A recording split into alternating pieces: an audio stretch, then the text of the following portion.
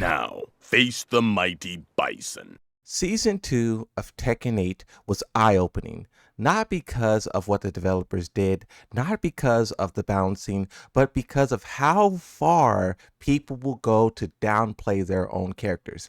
It is a known fact that every character besides like 3 are S tier in this game. But then, with that being the known fact, you will still have people, for whatever reason, just believe that their character is super low tier and all the other characters are carried. Like, never before has a Tekken roster been this balanced in terms of like every character is equal to one another. It blows my mind how over the past like 4, 5, 6 months we've just seen people have some of the worst takes. We've seen people complain when their characters get nerfed, meanwhile demanding nerfs for other characters. We've seen people talk about how this game sucks and they ruined it, but then when they look at the patch notes and their character get a slap on the wrist, they're like, why? Season 1 Dragunov was hated. We all hated Dragunov. Why did they leave him top tier for over a year? But at least the Dragunov players admitted, yeah, that character is very powerful. Dragunov should not be this way. But it's out of our hands. We can't fix it. The developers are, making our character powerful. So be it. Some people even switched over and played Dragunov. So be it. At least they were honest about what was wrong with the character and they wanted him to get fixed. Now you have the Jin Kazama main, so a couple of months later. Some of the Jin Kazama mains were willing to admit that their character was super powerful. Meanwhile, some other Jin Kazamas was telling you just sidestep, just crouch, just guess better. That was the first real instance of like delusion. And then now even Yoshimitsu. When Yoshimitsu was first considered broken, I couldn't believe it. I was like, what do you mean Yoshimitsu's the best character in the game? No way. But it took me probably like a couple of weeks of talking with the chat, understanding you guys' criticisms. Once I started to listen and learn, I was like, okay, yeah, Yoshimitsu's a problem and let's deal with it. Yes, your first reaction to hearing your character is going to be the most powerful in the game. Yes, you're going to be like thrown off a little bit. But once you start to hear the mountain of evidence, then you should do the most logical thing and be like, okay, especially if you want this game to be fixed. But here's the thing. A lot of people don't really care about this game being fixed. They care about winning, and there's things in the game that is preventing them from winning. That's the true thing. Everyone says fix, but really they mean win. I want to win, and these things are preventing me from doing so. This is why people get mad when their character gets nerfed, because that is going to prevent them from winning, from climbing the ranks, from doing better in tournaments. This is where the confusion comes from. We're all using the same word fix, but that's not the same. It doesn't have the same meaning for everyone. Now, the reason why I'm talking about this conversation is because the animes right now are the biggest example of just refusing to admit when your character is super overpowered. And not only that, Anna has lost a lot of identity. This is something we've been talking about throughout Tekken 8 with every character, but most notably the DLC characters. They have been altered so much, identities washed away, and the players of playing these characters doesn't really seem to care like that. The players who cared the most was Eddie mains. Even though we have 333 Eddie and 444 Eddie, if you guys remember back when the game first came out and Eddie dropped, there was a lot of pro Eddies and just other Eddies who was like, yeah, this is not our character anymore. Lydia players, you kind of heard some people talk about her gameplay change. Heihachi lost all of its identity, but the Heihachi mains could care less. And then same thing with Anna. Fakaram is kind of true to himself, but the other characters, no one seems to care. And it's simply because they only want to win. Anna is a character who did a lot of full crouch mix-ups, but then they altered her identity to become like this standing stance type mix-ups. It's a different type of gameplay, and of course she has that unseeable low launcher that's really busted and stuff like that, and then she has that other hit with the rocket that's a heat engager, but that's not really like identity. That's just two broken moves out of a whole toolkit. But the animes, they don't really care. This person says, I am an anime since Tekken 3 days. I completely hate what they've done to her. I love her Tekken 7 version much more when she does not have that bazooka in her moveset. She was much more fun to play in Tekken 7. They ruined her character and identity in Tekken 8. I even think like she's not Anna anymore. She's a different character with the name Anna associated with her. In Tekken 8, the way she dresses, the way she looks, the way she behaves, none of them resembles the previous Anna. And this was the first time that I seen someone really admit what they did to the character Anna, because I know a lot of the Annas are like just loving that she's back, they're loving the newfound power, but they're missing the identity that was removed. And this is the question that I always ask people, right? When people say we want our character back, we want this character back, I say, would you be okay with them being radically overhauled? Like if you want Lei, what if they gave Lei a staff? What if they gave Miguel like a guitar weapon? That's essentially what they did with Anna. Anna is more of the Rocket than she is herself now. Moves like these, you have this big backflip from Anna where she sets up that full crouch launcher. Moves like that was so awesome, and that is where the identity comes from. What really kicked this whole conversation into full drive was one, Arsenal Ash and Atif dominating with Anna's at Evo. Yes, Arsenal Ash switched to Nina at the very end to get a one-up on Atif,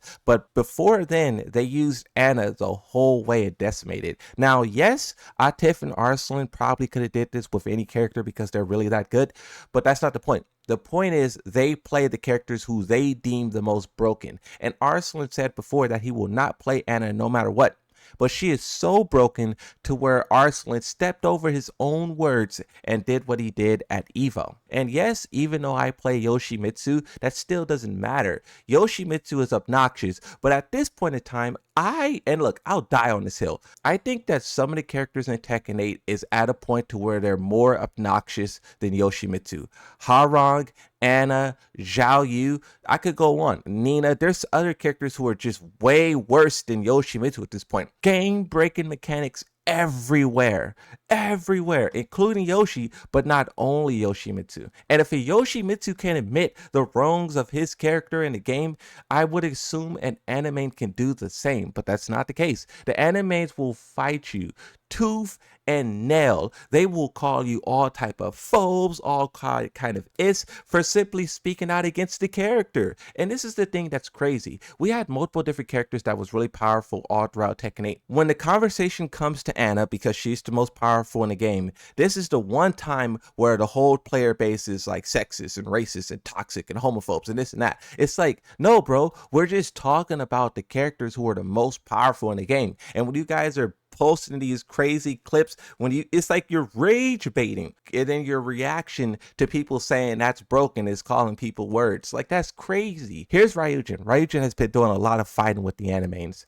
Anna in Tekken 8 has the most obnoxious player base out of any fighting game character ever created. That's not even my opinion or funny rage bait statement. That's a fact. Where things really got heated is when the anime started talking about how Anna is a great DLC. Everyone was looking at this and just being like, yeah, you guys are downplaying like crazy right now. It's okay to admit your character is super overpowered. It's okay, bro. Like, just do it. Just your character's powerful, you're having fun, and then boom, enjoy the newfound power until, the developers decide to balance the game. There's nothing wrong with that. Now, there's an account on Twitter that posts a lot of data. It was really just highlighting how Fahkumram is a insanely popular character and a lot of people were playing him, even without him being broken. But then this person also highlighted how the least successful DLC is Anna Williams. She was the only DLC so far to never hit #1 in terms of popularity. She also lost the most amount of players in 1 month, partially due to the Season 2 backlash, but that can't take all the credit. This triggered a response from the anime. They can't process the fact that people were talking about the character Anna, not because of the Anna, like the identity, the character, when you hear the name Anna, not because of that. It's because of the way she's balanced. Another prime example of this is Marduk. Marduk is a character who was beloved throughout the series. Tekken 7 changed that because he was super overpowered and the developers left him that way for years. So that created this resentment in the player base where now we hate Marduk. And you have versions of that in Tekken 8 as well and throughout all of Tekken where a character is very powerful and during that point in time, they're the most hated they probably will ever be. Now, what's pushing this conversation to the next level is the animes. The animes are unwilling and also they're forcing their way into every conversation about the character. Animes, they hear you talking about Anna, they are going to force their way into that conversation and call you all type of crazy words. And it's just ridiculous because, like, they should be able to understand that their character is really powerful and you don't have an opportunity to live against that character. The Anna is great DLC turned into a meme in and of itself. Anna DLC is great. Don't like it? Learn to deal with it. I'm done with this over the top hate. Anna is back, and to me, that's really what matters. She's here to stay. Another person says, Harada, Michael Murray, and Nikatsu, please don't let the complaining about Anna impact any decisions for further nerfs. We waited so long for Anna and we finally got her, and it feels like the toxic community is trying their hardest to tear her apart. Do you love Anna? Or do you love that Anna is powerful? Because begging the developers not to take action sounds like you love the power more than the actual character. A lot of people said that, oh, you're only playing Yoshimitsu because he's powerful. They forget the fact that I was playing Yoshimitsu for like 15 years. After Yoshimitsu got knocked off his hill, I'm still here playing Yoshimitsu. And if the animes really love their character, it should be the same thing for them. They shouldn't care about whether or not Anna is the strongest in the game. They shouldn't care about whether or not she's viable, what the developers do in the next update. Me personally, bro, whenever I hear a new patch note comes out, I could care less. Of course, I want them to fix the game. I want them to balance the game. I want them to make things better. But as it comes to Yoshimitsu, I have no type of request. I'm not begging for any moves to be powerful or to stay powerful. I don't like, that's not what Tekken is about, in my opinion. Everyone is consumed by balancing, but for most people, balancing does not matter. You are not trapped in your rank, blue rank, red rank, purple rank. You're not trapped in your rank because of balancing. Every character is able to reach God 1, God 2. Every character is able to dominate. Every character is able to oppress, give the player no opportunity to breathe. You were stuck in your rank because of simple skill issue. And once everyone admits that, acknowledges that, maybe we could stop having these super heated debates about downplaying this and that. You know, balancing is the least of your worries. You're dying because you're unwilling to adjust, unwilling to adapt, unwilling to learn. You're leaning on these powerful tools as a crutch. Animes is the most brutal when it comes to this. They will swing that rocket around like it's the only button they have. And if you know how to deal with that rocket, whether it be timing, whether it be punishing, then they die, they crumble, they fold like a piece of paper. And it's crazy to see people like relying on these tools. And I know that's when you guys say, oh, Yoshimitsu the Flash, Yoshimitsu low unblockable. Fair enough. But it's just crazy to see people rely on these tools, but then beg the developers not to take action, but also admitting that this game needs action taken upon. It's crazy, bro.